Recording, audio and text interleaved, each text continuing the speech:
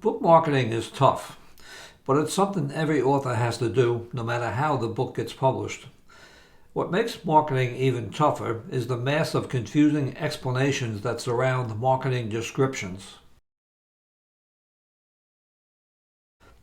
Way back in the last millennium, if you wanted to buy a book, you went to a bookstore to see what was available.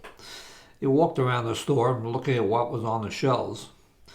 If a publisher wanted to promote a book, it got the bookstore to build a big stack of the books and added banners and posters. To a much smaller extent, this method is still used today. Today, the search for books is radically different. Searches are done on the internet, from home. Now, if publishers want to promote a book, they use social media. The big question, mostly unanswered, is how does social media work? I'm going to take a stab at answering part of that question, but first let's ask a basic question. Actually, this is a trick question because social media can mean so many things to so many different people. In this instance, social media means using it to try to sell books. Facebook encourages authors to start a business account for the book and to use it to promote that book. Other social media sites do things a bit differently. In this slide, I'm referring to those Facebook business accounts and similar sites, not your personal pages. Probably all of you are thinking, of course it sells books. Otherwise, why would everyone use it? Frankly, that's the way social media sites want you to think. If you investigate social media marketing explanations, you'll most likely run into generic formulas and cliches, both couched in technobabble and doublespeak, and you won't find the answer to this question. Social media marketing does not sell books or any other product. It isn't supposed to sell books. That's not its job. Its job is something entirely different. A useful and necessary job, but not to be confused with selling products. To understand this riddle, we have to examine how social media marketing works. This diagram shows the operation of social media marketing. An ad campaign consists of a paid ad on a promotional site. It can also be a post on a Facebook business account, or a tweet, or a number of other things. Whatever the post is, it consists of some words and a graphic. It also has a built-in link to the book's landing page. So if you pay for a Facebook ad, let's say, Facebook will show the post on people's pages. It's called an impression. If someone sees the impression and is curious, they will click on the post and the built-in link will open the landing page. This action is called a click-through. The percentage of impressions that result in a click-through rate is known as the click-through rate, or CTR. So if your post is shown 1,000 times and you see that you have a CTR of 1%, that means 10 people visited the landing page by clicking on an impression. Does that mean you sold 10 books? Probably not, but you may have sold some books because of this. A 1% CTR sounds rather anemic, doesn't it? Well, world-class organizations have social media experts on staff and spend millions of dollars on marketing and have only a 3 to 4% CTR. So a 1% CTR ain't too shabby. This video will be about the landing page and what happens when a click-through happens. Author Platform, which is related to the landing page, will be a future talk. The landing page is where the sale is clinched or lost. Social media marketing is designed to only deliver visitors to that landing page. That's all it does. So it stands to reason that the landing page is where you have to invest your maximum creativity. If you have a publisher, it will create a landing page for your book. If you self-publish, the landing page is your job. You have to write the page elements before you upload the book to the packager, but you can also strengthen it after it is published. The rest of this video will be aimed at self-publishing authors. However, if you have a publisher, you may want to see if your landing page can be improved and work with the publisher to do that.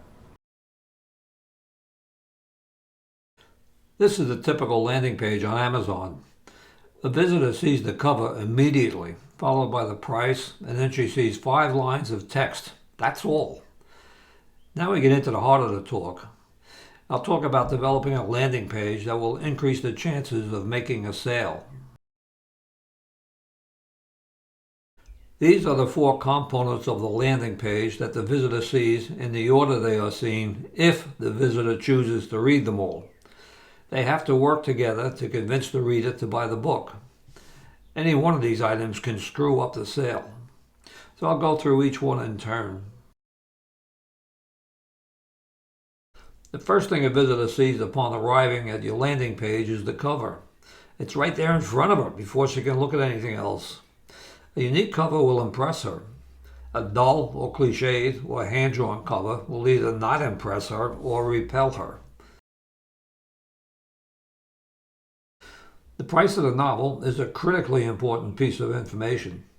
The visitor has experience in browsing Amazon. She knows what best-selling authors charge for their books. She will not pay that price for a book from an author she never heard of.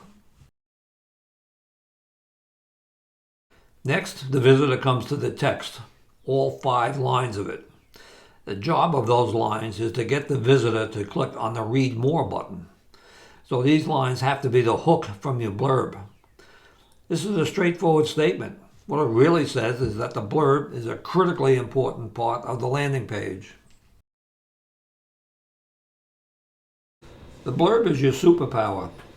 Its job is to get the visitor to click on the Read More button, and you only have 5 or 6 lines of text to work. Once she does that, she sees the rest of the blurb, which are the answers to the 2 questions, followed by the book's description. You need a powerful hook to get the visitor to click on the Read More button. A synopsis can never do this job. Let's face it, every synopsis ever written is boring to read. A synopsis has its place, but it isn't in selling your book. If your blurb consists of a synopsis, the visitor will leave the site real fast. This is the blurb for my Shakespearean spoof, Falstaff's Line, which is, "This adventure is Shakespeare's worst nightmare." You can see that only 2 sentences are shown on the landing page. The rest of the blurb is seen after clicking on the Read More button. A great blurb will be less than 100 words. A blurb that is 200 words or more is far too long and has to be shortened. The blurb and the description have to merge seamlessly. It can't be a jarring disconnect between them, as if they're talking about 2 different things. The job of the description is to convince the reader to buy the book. If you want to sell books, you have to put your maximum creativity into the blurb and the description. This takes time and energy. It also takes a lot of revising and rewriting until you get it right. A synopsis is not a marketing tool. Do not use the synopsis for your description. The description for a novel and a nonfiction book are quite different from each other. Let's take a look at each one. The text in the slide pretty much says it all. By the way, you should use this type of description for a memoir and a creative fiction book. Why? Because a memoir and creative fiction tell a story, the same as a novel tells a story. The pricing issue mentioned previously also applies to memoirs and creative fiction. For nonfiction, the description has to convince the visitor that your book will solve the problem she has and that you have the expertise to write that book. The formula shown in the slide is a great way to convince the visitor to buy the book.